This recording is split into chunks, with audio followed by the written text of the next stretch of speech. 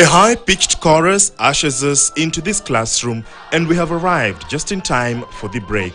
The contrast with this break, however, is that the young learners who energetically sing and dance to songs they know best will be confined into this classroom for an activity that would ordinarily be happening outdoors. Only that outdoors, the rest of the school compound is occupied. This is Kanyaruchinya Apili, one of the camps for internally displaced persons, IDPs. This area has been home to thousands of residents who fled the war occasioned by M23. One of them is 40-year-old Janet Tusabe Alfonsina. Her makeshift tent actually overlooks the classroom. She fled from her home in an area known as Rushuru in July of 2022. Nilifika hapa mwezi ya 7. Tulikuwa tunakimbia juu ya vita. Depuis tufike hapa nilikimbia na watoto 7 na mimi na bwanangu. Tuko bakenda. Depuis tufike hapa tunaandikiwaka lakini hatupokeake vizuri. Uko saa yenyewe natuandikaga saa kupokea tunashinda mutere tunakosa tunarudia. Jinsi tunaishi hapa hatuna buchuruzi, hatuna nafasi ya kurara, ni mu masomo tu. Hatuyapata bashe, wengine walishabahamisha mabushagara, sie walishadutupiriria abayadufikisha bushagara. The war Tusabe is talking about has had devastating effects and led to the deaths of thousands of people. Those who were lucky enough to escape bear the wounds of the war that has plagued eastern DRC. It does not take long for us to notice a deformity on her left wrist. She soon discloses that she was not born like this. You see, at the time of the escape with the rest of her children, she had to carry her 3-year-old son. Unfortunately, she was hit by a bullet in the scuffle. Kwa siku ya kukimbia nikakutana risasi. Ikanipitua mkono, nilikuwa na mtoto mikono alishakufa. Kisha nikaenda kukituo cha afya nikatunziwa. Wakanitosha mnofu wakaibandika ndani sawa walikuwa wanaona haiko natunziwa vizuri. Wakanibandika ona na vidole havitingisiki yake sifanyake kitu yoyote ninaishi tu hivi. Kisha walinitunzaka nikapona lakini MF ndio yenyewe nipigaga masasi. The bullet may have passed through her wrist, but it hit her son on the chest, killing him instantly. Mtoto atilimuzikia mjasho tulikuwa tuko na kuya. Yari kufaka pale bakamuzikia kibumba nikakuya huko. Ulikuwa umemshika ama ulikuwa unatembea na yeye? Nilikuwa ninambeba hapa mbele. Kishika ikakui kaanzia mkono hii mkono yenyewe ilikuwa na mubana yari kufaka. Ilimupiga kama kifua na yari kufaka. Mimi nikaswata. They say that war is an extension of policy by other means, and it's not just the IDPs calling the camp home. Just next to Tusabe's tent is 50-year-old Janet, whom we find fixing a quick meal. She has managed to gather up a few ingredients to prepare food that will perhaps suit her household for the next couple of hours. This has been her routine for the last 1 year. Her only wish is to go back home. Chakula na kudutosha hapa mu masomo. Cha kwanza ni kutupatia chakula na kudutosha hapa mu masomo. Ungependa kurudi nyumbani? Mimi navipenda sana. Hapa tunateseka sana. Ndio. Tukarudia kumungini tutafurahi sana. Lactating mothers equally make up the population of the internally displaced persons in this camp. We are told that the weather has cleared up during our visit here. It can get messy with the rains that fall quite often here in DRC. This camp holds IDPs who fled from, among other areas, Nyiragongo, Rushuru, Masisi and other areas that had been occupied by M23. Wakati wa mvua tuko na matatizo nyingi. Unatazama wamoja wanalala kwenye shule, wengine kwenye makanisa, wengine kwenye bashi ambayo haiko vizuri. Wakati wa mvua tuko na matatizo nyingi sana, watu wananyeshewa, na ile hesabu ninawaambia ambao tumekwisha kuzika ni kwa ajili ya kulala vibaya. Tunalala vibaya, matatizo iko mingi sana. Na ile hesabu yote ya watu walishafariki yote tunahesabia kwa ajili ya M23 ndiyo imeacha tunaweza kukufisha watu wapata hivyo. Watu ambao wamesha kufa ni 460 personnes. Na Kiswahili ni 460 ndio wamekwisha fariki tangia tupo hapa. Over 18,000 people have fled their homes recently and converged in IDP camps spread in various parts of North Kivu. It is only from above that one gets a clearer perspective of the situation on the ground. These makeshift camps dominate a larger area. Magonjwa ambayo inatatiza sana, kuna ile magonjwa ya malaria kwa ajili ya kulala vibaya, ukosefu ya nyumba. Ile ni ya kwanza. Ya pili iko magonjwa ya kipindupindu, yani kolera. Inatutesa sana kwa ajili ya ukosefu ya maji, ukosefu ya dushe, toilette yani wesecho. Ya tatu iko rojor, na iliweza kuwaingilia watoto wetu. Hiyo ndio magonjwa tatu ambayo inasababisha ile vifo yote. They all just have one wish. Hata kama ninasema tuna lazima ya misaada, lakini yangu hata watuletee misaada haina mafaa kwetu. Yangu ya mwisho ninaambia inji zote, dunia yote mzima, na waomba muweze kutosha M23 kwetu. Turudie kwetu kunyumba, kuendelesha maisha ya kawaida. The call for humanitarian assistance comes at a time when troops of the East Africa Regional Force, ICRAF, continue to recover areas previously occupied by M23 rebels.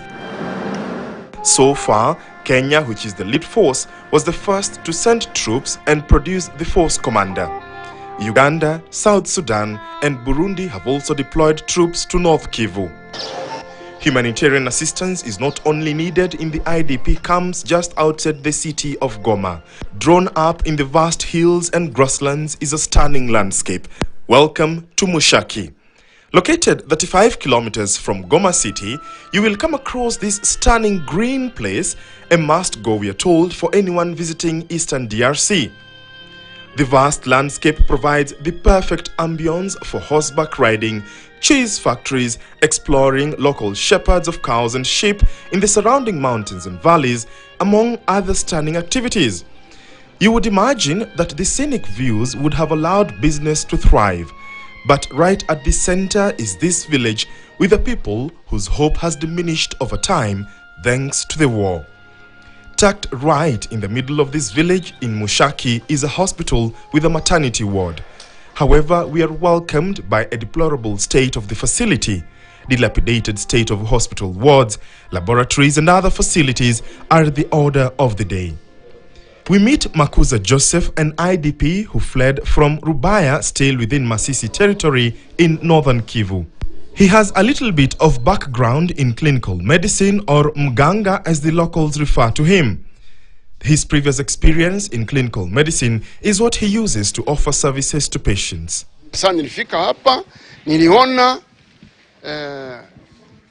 wakaaji wanasumbuka sababu ya kukosa wanganga. Wanganga wenyewe walikuwa wanatumika hapa sababu ya vita, walikimbia hawajarudi, ila tu nilikuta mmoja na tuko pamoja naye kawa sana humu, alipatwa na ile dawa ya kipindupindu. One of his patients is this 35-year-old lady. Just a few weeks ago, her 1-year-old son was diagnosed with cholera. He received treatment, albeit with meager resources. A few days later, she was also diagnosed with the same disease and is relying on Joseph to provide the much-needed medication. Joseph, on the other hand, is overwhelmed. Hapa hatupate dawa na kuko magonjwa. Ya kwanza kipindupindu, kwa watu ambao walikimbilia maeneo zingine wako wanarudia na hiyo magonjwa. kuna magonjwa ya suruba kwa watoto ili nasumbua, na niliwaambia juu ya hii magonjwa IST, maladie sexuellement transmissible, ile nayo inasumbua, na magonjwa zingine. Kama tunapata wa kutusaidia, wagonjwa nao watapata matibabu. Just like other residents, Makuza yearns for return of lasting peace. Yenye tunahitaji, wandugu wapenzi, tunahitaji usalama. Tunapenda tupate usalama. Tunapenda raia kwa ujumla wapate usalama. His appeal to humanitarian agencies and the government. Vraiment tunahitaji nguvu kutoka kwenu za kutusaidia kusudi watu ambao wako wanarudia katika makazi zao hapa Mushaki, wanarudi na hiyo magonjwa, tunakosa tuwasaidie nini? Wanakosa matibabu ya kufuatana na jinsi banagonjwa.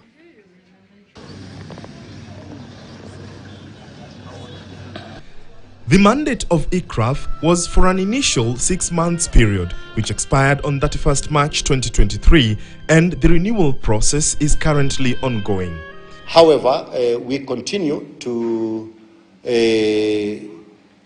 get seized to the mission that brought us here, and we are making a quite significant milestone both on the military track and the political track. The status of force agreement provides for immunities and privileges of the force, and therefore those who are saying the SOFA has expired, that's not the position, but we are talking of extension of mandate, and I think that's the way we are looking at it. Under the mandate, we were mandated to undertake the following activities as East Africa Regional Force. One is to conduct joint planning and operations together with the armed forces of Democratic Republic of Congo, of which we continue to plan together sharing of intelligence and also training together to enhance our interoperability at all levels. ICRAF is headquartered in Goma City. The partner states committed themselves to contribute different force levels. Burundi contributed 2 battalions, Uganda 2 battalions, Kenya 1 battalion and a force commander, as well as the critical component of running the force headquarters. South Sudan contributed 2 battalions. Rwanda, on the other hand, was to deploy on its side of the border. It's a multinational headquarters where they derive the critical staffing to run it from all the member states, including the United Republic of Tanzania, who did not contribute troops but who have their presence under MONUSCO. There are over 120 armed groups in eastern DRC, and this means that ICRAF has had to continue reviewing and developing their strategies and mechanisms on how to overcome the dynamics that come with such a high number of armed groups. In all these areas that I've mentioned, we have what we call partial withdrawal of M23 from those locations. But a significant number of them have already vacated those areas. What of importance to note here is that we have a strategy on how we want to synchronize how the M23 is withdrawing from these locations due to one fact that there are people that are on the ground that are very vulnerable, and we have to take care of that. And therefore, our deployment and withdrawal of M23 has to be sequenced, has to be orderly, okay, and a process that can be verified. okay, because of what we desire to achieve towards the tail end of all what we are doing. The Kenya Defence Forces, KDF, is based in several areas, starting with Kibati, which is the main logistic base, Kibumba, Rumagambo, which is one of the main strategic military base for the armed forces of DRC, that is FRDC. KDF recently postured in the area of Tongo and Mulimbi, completing the second phase of the deployment. Equally, I want to confirm that with that posturing of those forces, we have been able to open the main supply routes that had been closed for so many months. Aircraft commander says that the force has recorded a month-long of ceasefire between parties to the conflict in eastern DRC, following the directive of the EAC heads of state.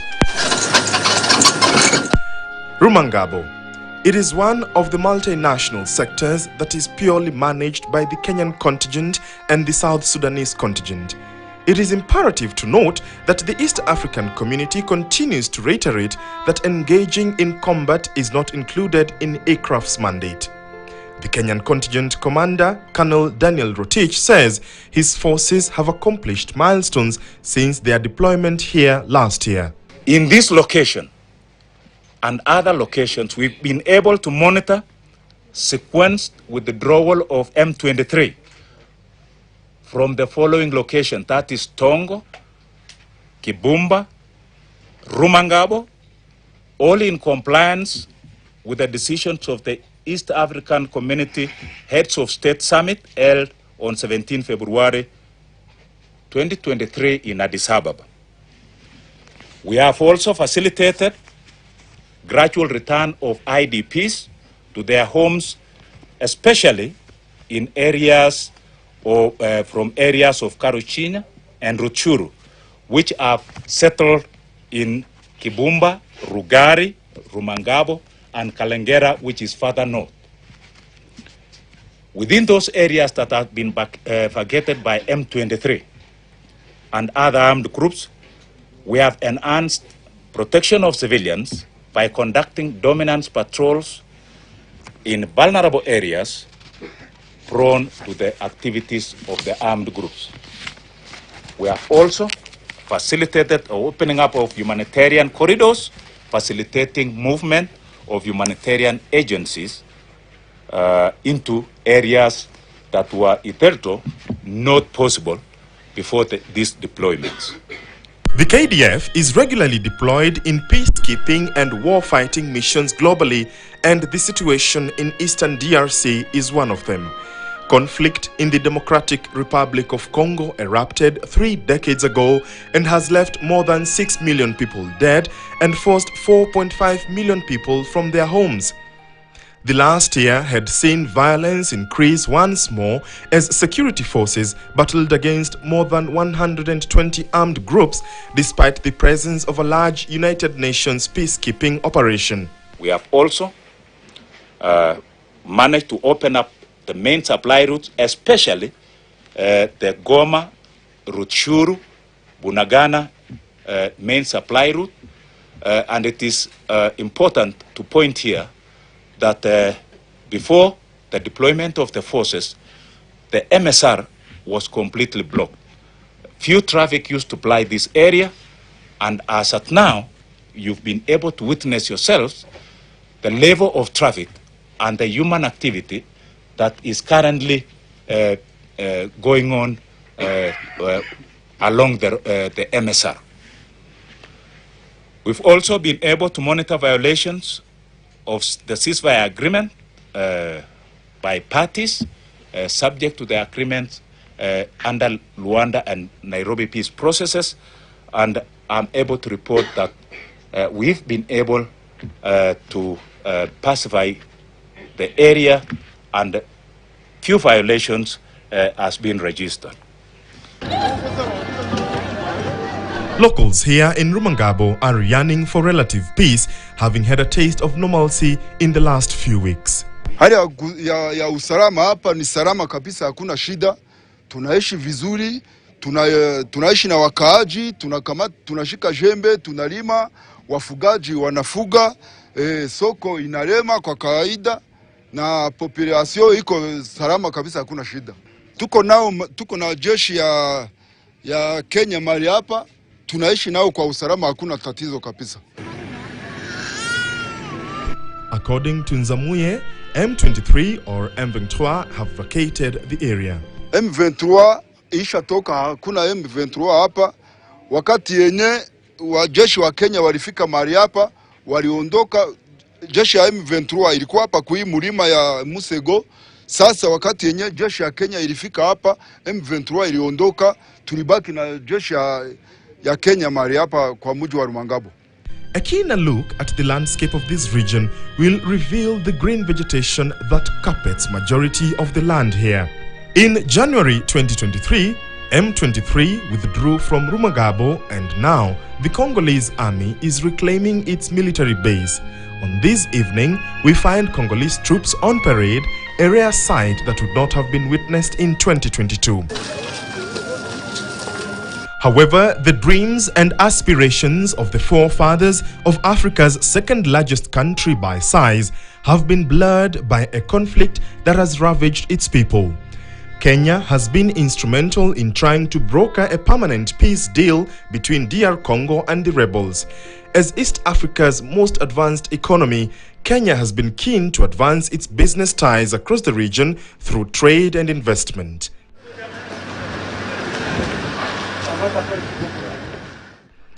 Bunagana, a small town in Rushuru Territory, North Kivu Province in eastern DRC, which is at the border of DRC and Uganda. It served as the headquarters of M23. Located approximately 73 kilometers northeast of Goma, it had been locked out of the rest of the country, having been a haven for M23. Ugandan troops are deployed in this region, and an agreement between the EAC and M23 led to the reopening of Bunagana, allowing civilians to move freely. Here, fighter tanks and armed troops of the Uganda People's Defense Force stay on patrol, having taken control of Bunagana in April 2023. Accessing Bunagana by road reveals the dire need for infrastructure development. The contingent commander, Lieutenant Colonel Tukwasube, says M23 withdrew to the other side of Sabinyo Hills. However, challenges still linger. Way forward, since this place has been in conflict, there are some things that are not going on well, like most the children, no schools. They are not going to schools. And we are trying to see that it's put in place so that we protect these children from suffering in the illiteracy in the future generation. Hospitals, they are not working, no systems in place, and I call upon, if you can talk to these NGOs, they come in here so that they can render their services and the population enjoy. The road from Bunagana to Goma is still closed, and people here, they don't access outside the market, and the population here mostly is practicing agriculture, both animal husbandry and crop husbandry. When you are coming, I think you saw how active they are on the roads, how the gardens, but the problem is they don't have the market for their produce. M23 largely rose to prominence 10 years ago when its fighters seized Goma, eastern Congo's largest city on the border with Rwanda.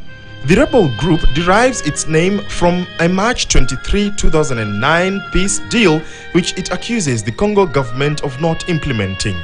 For the Uganda People's Defense Force, the end game is clear.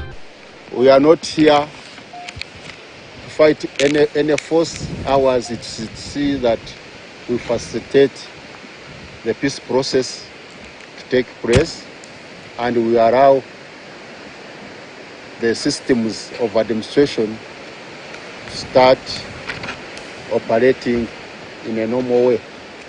Ours is to remove the abnormal in the normal. At the border point of Uganda and DRC, activity is slowly returning to the area, perhaps signaling the resumption of activities. However, it will still take a while for vibrant economic activities to be witnessed here. Apart from ensuring that M23 leaves or vacates this region, the Uganda People's Defense Force, that is the UPDF, says it also patrols the area and life is slowly coming back to normal. It is not all gloomy in Bunagana. Along the way, we pass by a hydroelectric plant that produces power for most of the surrounding towns and villages in the larger North Kivu region, including Goma. The source is River Rushuru, which stems from Uganda, draining its waters to Lake Victoria. Tuna product hapa umeme kiwasi ya megawatt 12.6 ambayo tunaitumia kwenye migini mbalimbali ya North Kivu. With each passing day, the country and its over 95 million citizens can only hope that a new day will present a new chance at obtaining peace. But why has Eastern DRC been so unstable? This area is endowed with extraordinary natural wealth. Minerals have played a key role in more than 3 decades of armed conflict here. It is also a place seemingly blessed with every type of mineral, yet consistently rated lowest on the UN Human Development Index, where even the more fortunate live in grinding poverty. This is Kirolirwe, an area manned by the Burundi contingent. Meet 18-year-old Niyonzima Justin. Born and raised in Kirolirwe, he has witnessed the dynamics of the war firsthand. The interview happens while he's seated on top of his motorcycle, his new tool of trade, compared to books and other learning materials that he should be holding instead. He had to drop out of school when the war reignited last year. Nilitokea pale Lushinga juu ya vita yenye ilikuwa ni ya M23. Fasi kwa hiyo walikuwa washakamata, tulikuwa tushakuwa pia. Mais depuis waanze enda, juu sasa tumeanza sumbuka. Sasa kule Lushinga wanyatura wanakuya wanasumbua wakaaji. Sasa wakaaji wanaona wasumbuka, njoo tunaona tukimbilie hapa kwenye EAC iko. Njoo kwetu ngali tunachunga gouvernement ikuye wake tupate amani. He says the last 1 year has been a wasted one. Niyonzima fears time is running out for him. Sasa ona mwake na kufa bule. Wake nikuchua tena ingine mwaka tusome kisha njoo tunani njoo nianze maisha yangu na mimi nijitafutie. Leo hakuna kazi. Juu ukiona mzuri ukienda na mshamba utakuwa naoga tu, utazania sasa iko sawa na watakukidnape. Njoo unawakia nani mu village vile bila kazi. Waki kukula ni kukula kwa shida, njoo vile tunaishi. Siye tulikuwa napenda umwe fasi wewe walikuwa washakamata make uwaji ishe wasiue watu make waongoze mzuri. Sie chetu tunataka ni amani tu, hakuna yingine. Make watupatie amani, mashughuli zetu zianze, masomo zote zinaanza, tusome make tuishi kizi tulikuwa tunaishi tu mwaka zingine. Ile siku walikuwa na waya vita nazianza. Some of the fighting is over control of Eastern DRC's vast natural resources, including diamonds, gold, copper, and timber. The country has other minerals, cobalt and coltan, needed for batteries to power cell phones, other electronics, and aircraft. The industry website Mining Technology has reported that, quote, the DRC produces more than 70% of the world's cobalt and holds 60% of the planet's coltan reserves. It also speculates that the DRC could become the Saudi Arabia of the electric vehicle age. We are told that the scenes behind me, that is the movement of goods and people, was something that had not been seen in such a long time. The relative peace that has been enjoyed for the past few weeks, ever since the ICRAF, that is the East Africa Community Regional Force, arrived, is something to be celebrated. And that speaks to the potential that lies in this region and what a lasting solution means to the people of Kilolirwe. However, that has been replaced with perennial conflict and war. The arrival of the Burundi National Defense Force has come with some relief as economic activities are resuming. However, infrastructure development is desperately needed. Shida tunatupitia hapa ni kuhusu magonjwa tu. Magonjwa ya walaia hapa wanagonjwa, lakini hakuna hospitali hapa. Hakuna nini, sisi ndo tunawasaidia kuwapatia matibabu mbalimbali. The Burundi National Defense Force was deployed in Mushaki within Masisi territory, North Kivu, to oversee the withdrawal of M23 and open up the Sake, Kilolirwe, Kichanga main supply route to allow free movement of persons and goods and enhance protection of civilians. However, the armed groups have been re-strategizing, posing a more serious threat to locals here in Mushaki. Hapa hatuna usalama. Hapa tuna shida ya nyatura ambayo inaiba ngombe, inaua wachungaji wa ngombe. Tena hatuna mwae ya kutembea sawa wengine wakaaji. Hivi hapa mimi siwezi fika Goma. Depu waende, nyatura ziko hapa nyuma hii mlima. Maimai ziko napanda hapa chini. Mangombe zinaibiwa sana. Na watu wanakufa. Na tuko na wengine ambao wanaweka manyumba huku chini Saki. Tunaomba watoshe hizo barieri ziko hapa chini kwa Saki. Barieri ni za mingi. Na tena ni barieri za kuona kabila ni moja. Tulitoka kwenye tulikuwa na tunakimbizwa na vikundi ya kumiliki silaha, Nyatura, Maimai, FDLR. Barituweba ngombe zetu, bakatupora vitu ya munyumba vyote bakabeba. Since January 2022, some 2,100 schools in eastern DRC have had to close because of armed conflict, according to UNICEF.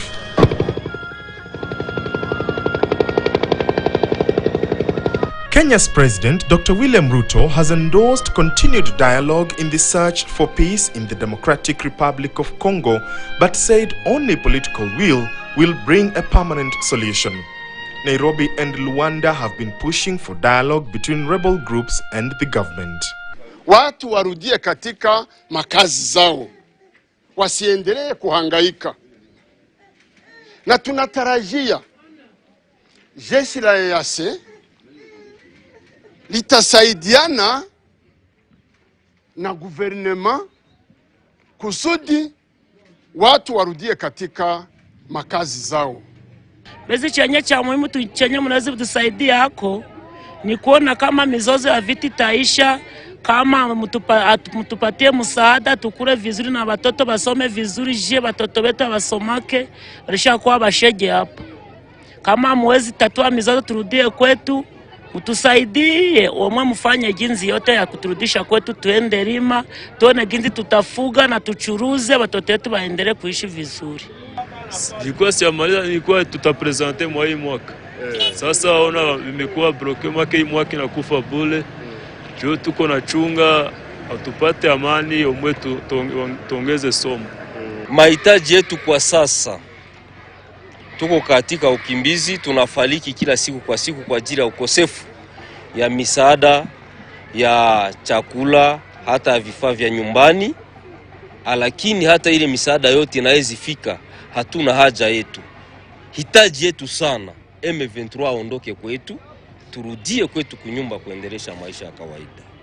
We are at a very critical stage of ensuring that there is total compliance with the heads of state decision of having M23 withdraw from the current areas that they are occupying.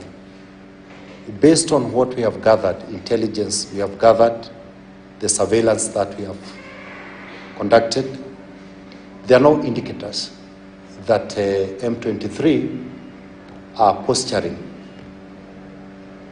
to instigate attacks on any frontage. But we are exercising a burden of caution because of the complexity of the operating environment. We are keeping an eye on every step, on every move that M23 are undertaking. The death toll from violence in the region since the 1990s stands in the millions, according to some estimates.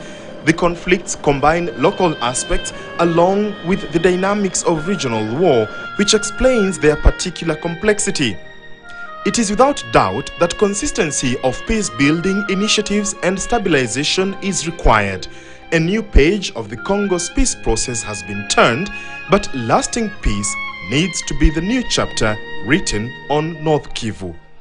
George Maringa, Frontline in Goma, KTN News in the Democratic Republic of Congo.